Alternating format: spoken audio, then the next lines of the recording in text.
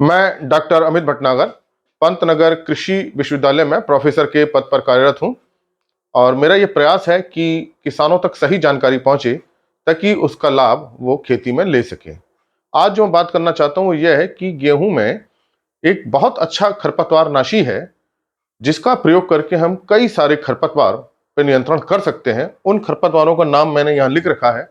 लगभग 12 खरपतवार हैं और ये खरपतवार नाशी ऐसा है जो आपका ग्रासी वीड्स हैं, घास कुल के हैं या चौड़ी पत्ती वाले हैं, लगभग सभी वीड्स को कंट्रोल करता है। तो पहले देखते हैं कि ये कौन कौन से वीड्स को कंट्रोल करता है, कौन कौन से ऐसे खरपतवार हैं और इसकी क्या मात्रा होगी, कैसे इसके प्रयोग करना होगा। जो ये खरपतवार नाशी का नाम मैंने यहाँ लिखा है क्लोरोडेनाफॉर प्रोपारजाइल मैट सल्फ्यूरॉन मिथाइल, और इसका जो लिखा होगा डिब्बे पे 15% यहाँ लिखा होगा और वहां 1% लिखा होगा WP, मतलब वेटेबल पाउडर, मतलब चूर्ण है, घुलनशील चूर्ण में आता है, पाउडर में आता है। तो ये इसको हम क्लोरोडेनाफॉप भी बोल देते हैं। वैसे इसका नाम है क्लोरोडेनाफॉप प्रोपारजाइल प्लस मैट सल्फ्यूरॉन मिथाइल, और मैट सल्फ्यूरॉन मिथाइल को हम SMM भी कहते हैं, MSM। तो इसको हम ऐसे ही बोल सकते हैं, क्लोरोडेनाफॉप प्लस MSM। तो ये शॉर्ट की बात है, लेकिन जब आप इस खरपतवार नाशी को खरीदें तो पूरा नाम आप देख लीजिए कि यहाँ क्लोरोडेनाफॉप हो और उधर मैट सल्फ्यूरॉन मिथाइल लिखा हो, दोनों में प्लस हो। मैट सल्फ्यूरॉन मिथाइल एक अलग से खरपतवार नाशी आता है, लेकिन यहां ये इसके साथ क्लोरोडेनाफॉप के साथ कॉम्बिनेशन में है, तो इस बात का ध्यान रखिएगा। MSM मैट सल्फ्यूरॉन मिथाइल एक अलग खरपतवार नाशी है, जबकि क्लोरोडेनाफॉप प्लस MSM एक दूसरा खरपतवार नाशी है। आज मैं जो बात कर रहा हूं इस क्लोरोडेनाफॉप प्लस मैट सल्फ्यूरॉन मिथाइल की बात कर रहा हूं। तो पहले ये देखते हैं कि कौन कौन से वीड्स को, कौन कौन से खरपतवारों को नियंत्रित करता है।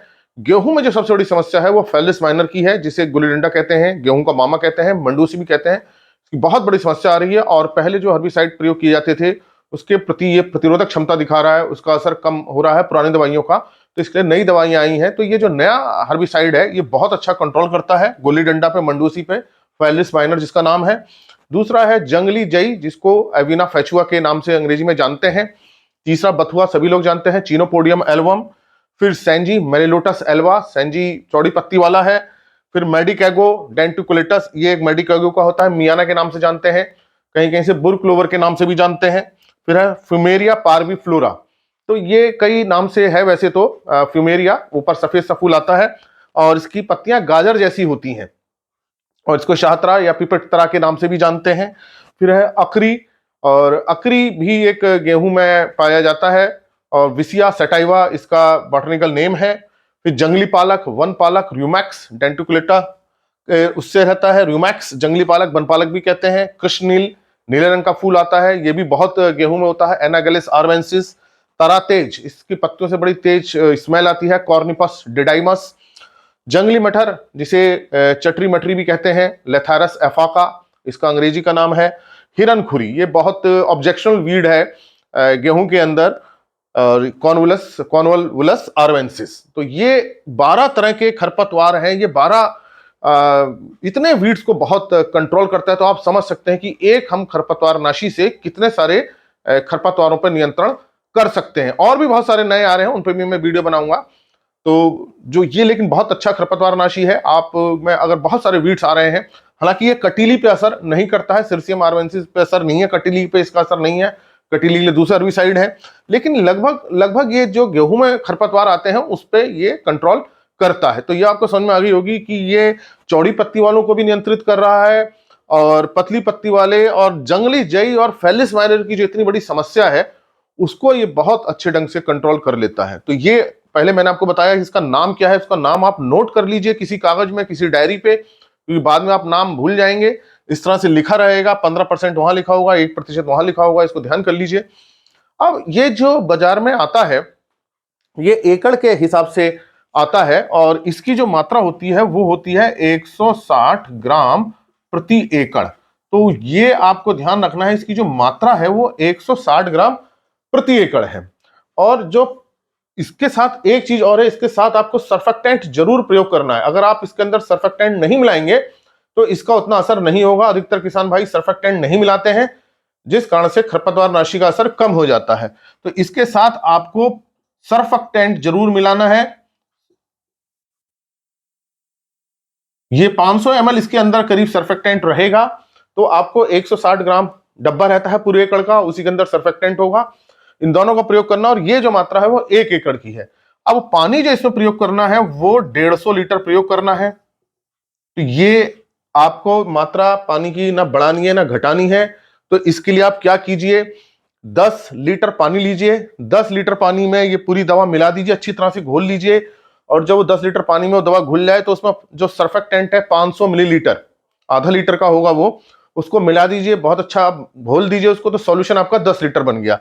तो अब ये देखिए 150 लीटर, तो आप नैपसैक स्प्रेयर यूज कर रहे हैं, तो नैपसैक स्प्रेयर में हम जो है 15 लीटर पानी लेते हैं, तो 10 नैपसैक टंकी लगेंगी हमारी, तो 150 लीटर हो जाएगा। और इसमें वो 1 लीटर का सॉल्यूशन इसमें मिला दीजिए, जो हमने ये जो हमने 10 लीटर में बनाया था, इसको हमने 10 लीटर में बनाया, 10 लीटर पानी में, इसमें से इसका 1 लीटर यहां डाल दीजिए। 1 लीटर इसमें डाल देंगे तो हमारी 10 टंकी लगेंगी, क्योंकि एक टंकी में 15 लीटर पानी आता है। तो ये अच्छी तरह से 1 एकड़ के लिए दवाई बहुत अच्छी तरह से पूरी हो जाएगी। तो ये विधि आप समझ गए होंगे कैसे करना है। इस पूरे को 160 ग्राम दवा को, सर्फेक्टेंट को 10 लीटर में मिलाना है, और आपको 10 टंकी प्रयोग करनी है। एक टंकी में 15 लीटर पानी आता है, तो 10 टंकी में 150 लीटर पानी हो जाएगा, और 1 लीटर जो आपने सोल्यूशन बनाया है एक टंकी में डाल दीजिए, तो 10 टंकी में ये पूरा हो जाएगा। तो ये आपको समझ में आ गया होगा कैसे इसको प्रयोग करना है। जो अन्य महत्वपूर्ण बात यह है कि हमें इसको कब प्रयोग करना है। जो प्रयोग की जो अवस्था बहुत महत्वपूर्ण है, कि 25 दिन पे, कि 30 दिन पे, कि 35 दिन पे, कि 40 दिन पे, क्योंकि जो हर्बिसाइड का जो असर होता है शाकनाशी का, वो बड़ी उस पर निर्भर करता है कि उस समय खरपतवार की क्या दशा है। तो देखिए जो खरपतवार, जो इसमें बहुत सारे खरपतवार है, चौड़ी पत्ती वाले भी, पतली पत्ती वाले भी। तो जो खरपतवार की जो सही दशा है, उसमें अधिकांश खरपतवारों में 2 से 6 पत्तियां आ गई हों। तो जो ये अवस्था है वो है 2 से 6 पत्ती की अवस्था। अब ये सामान्यतः अवस्था कब आती है, जब सिंचाई कर देते हैं, पहली सिंचाई कर देते हैं और यूरिया डाल देते हैं, तो खरपतवार उगने शुरू हो जाते हैं। उन्हें नमी भी मिल जाती है, नाइट्रोजन मिल जाती है, फिर खरपतवार उगने शुरू होते हैं, वो धीरे धीरे बड़े होते हैं। तो ये इस खरपतवार नाशी के लिए जो संस्तुत की गई है, वो सामान्य बुआई में 35 से 40 दिन बाद बुआई के, ये बुआई के 35 से 40 दिन बाद आपको इस खरपतवार नाशी को डालना है, तो आप बहुत अच्छा नियंत्रण कर सकते हैं। तो ये क्लोरोडोफॉप प्लस एमएसएम का कॉम्बिनेशन जो आ रहा है बाजार में, बहुत अच्छा कॉम्बिनेशन है। अभी मैंने आपको बताया 12 तो ये खरपतवार है, इससे भी और भी ज्यादा कर लेता है। इतने खरपतवारों को तो करता ही करता है ये। तो इन पे बहुत अच्छा इसका कंट्रोल है। जंगली जय की समस्या से हम निजात पा सकते हैं, फेलिस माइनर से हम पा सकते हैं, सैंजी की है या हिरनखुरी की है या बथुए की समस्या आ रही है, तो बहुत अच्छा ये असर करता है। तो ये आपको बस ध्यान ये रखना है कि आपने अगर इसको पहले कर दिया तो गेहूं पे पीलापन आ सकता है, गेहूं पे असर डाल सकता है, और बाद में कर दिया तो फिर इतना असर नहीं करेगा। तो कभी कभी ये समस्या आती है कि ये खरपतवार नाशी डालने से गेहूं थोड़ा पीला हो जाता है, उस पर गेहूं पे थोड़ा सा झटका आता है, लेकिन अगर आप सही ढंग से प्रयोग करेंगे तो वो झटका उतना ज्यादा असर गेहूं पे नहीं करेगा। सही तरह से आप प्रयोग विधि कीजिए। सर्फेक्टेंट को जरूर मिलाना है। अधिकांश किसान भाई ये सर्फेक्टेंट को नहीं मिलाते, उससे जो शाकनाशी के अपने काम करने की क्रिया है वो कम हो जाती है। तो सर्फेक्टेंट जब मिलाते हैं तो ये घास के अंदर ज्यादा अच्छा असर करता है, घास इसको ज्यादा एब्जॉर्ब करती है, अवशोषण करती है, और ये घास को मारने में सहायता करता है। सर्फेक्टेंट की तरह से उसके घास के अंदर घुसने में सहायता करता है, पत्तियों में। तो ये मैंने आपको बताया। लेकिन आपको क्या ध्यान रखना है, ध्यान ये रखना है 150 लीटर है पानी, 150 लीटर रखना है, और सर्फेक्टेंट मिलाना है, और ये 35 से 40 दिन बाद। तो 35 से 40 दिन एक रेंज है, आप देख लीजिए। अगर खरपतवार बहुत तेजी से बढ़ रहे हैं तो आप इसको प्रयोग कर सकते हैं। ऐसा नहीं है कि आपके खरपतवार तो बढ़ गए और आप 35 दिन का इंतजार कर रहे हैं। अगर मान लीजिए उसमें नमी है खेत के अंदर और उसकी फर्टिलिटी बहुत अच्छी है, यूरिया अच्छा खासा दे रखा और खरपतवार तेजी से बढ़ रहे हैं, तो आप थोड़ा इससे 32 दिन पे भी कर सकते हैं। ऐसा नहीं है कि बिल्कुल 35 दिन पे ही करेंगे। जो वास्तविक दशा जो मैंने बताई है वो ये है 2 से 6 पत्ती की अवस्था। ये दिन की अवस्था तो उस हिसाब से निकलती है कि वहां का मिट्टी कैसी है, वहां की क्लाइमेट कैसा है, बारिश हुई या नहीं हुई, आपने कितनी यूरिया दी, आपने कितनी खाद दी, उस पर भी घास काफी कुछ निर्भर करती है। लेकिन जो वास्तविक अवस्था है वो है 2 से 6 पत्ती की अवस्था, जब अधिकांश खरपतवारों में ये अवस्था हो। तो ये आपको समझ में आ गया होगा कि ये जो क्लोरोडोफॉप और एमएसएम का कॉम्बिनेशन है, आप इसको प्रयोग कीजिए, बहुत अच्छा है। डब्बा एकड़ के हिसाब से आता है, अगर एकड़ के हिसाब से ही मिले आते हैं आजकल हर्बिसाइड, नहीं तो मैंने आपको डोज बताती है 160 ग्राम एकड़ की, और पानी 150 लीटर। तो ऐसा ही मेरी बात आपकी समझ में आई होगी। बाजार में ये अभी जो हमारी तरफ जो मिलता है ये वेस्टा के नाम से आता है, डिब्बे पे वेस्टा लिखा रहता है। लेकिन आप जो है खरीदें अपने जिस किसी भी क्षेत्र में हो, इस टेक्निकल नाम को देखें। ट्रेड नेम तो अलग अलग कंपनी के अलग अलग हो सकते हैं। एक तो मैंने आपको ट्रेड नेम बता दिया है अभी, वेस्टा। जो हमारे क्षेत्र में है यूपीएल कंपनी से आता है, और भी बहुत सारे हो सकते हैं जो बाजार में हो सकते हैं, लेकिन आप जो ये देखें clodinafop plus propargyl plus metsulfuron methyl, आप इसको नोट कर लीजिए।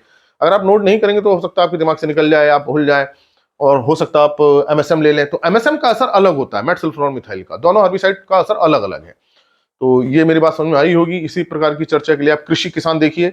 मेरा यही प्रयास है किसानों तक सही जानकारी पहुंचे, अनुसंधान कार्य जो हम कर रहे हैं, जो हम रिसर्च है हमारी फार्मर तक जाए, किसी भी माध्यम से जाए और आप उसका लाभ ले सकें, और खेती में आप सही चीजें करें, कोई गलत चीज आपसे ना हो, ताकि आप अधिकतम लाभ ले सकें। तो आप कृषि किसान को सुनिए, ये हिंदी में है प्लेलिस्ट, और भी प्लेलिस्ट है, आप उसको देख सकते हैं जो एग्रीकल्चरल कोर्सेज से रिलेटेड है।